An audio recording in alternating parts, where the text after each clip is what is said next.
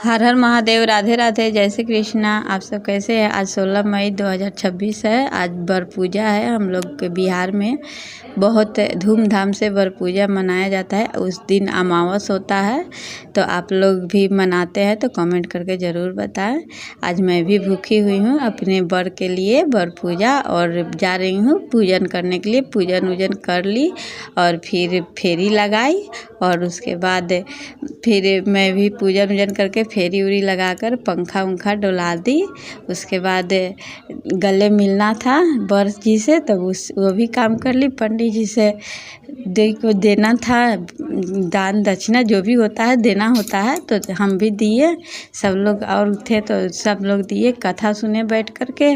उसके बाद हम लोग वहाँ से आए घर पे, तो पति देव भी थे तो उनको भी खिलाए प्रसाद उरसाद, पूजन किए उनको जैसे वर को पूजा किया जाता है उस तरह से माला वगैरह पहनाकर एक भजन सुना रही हूँ।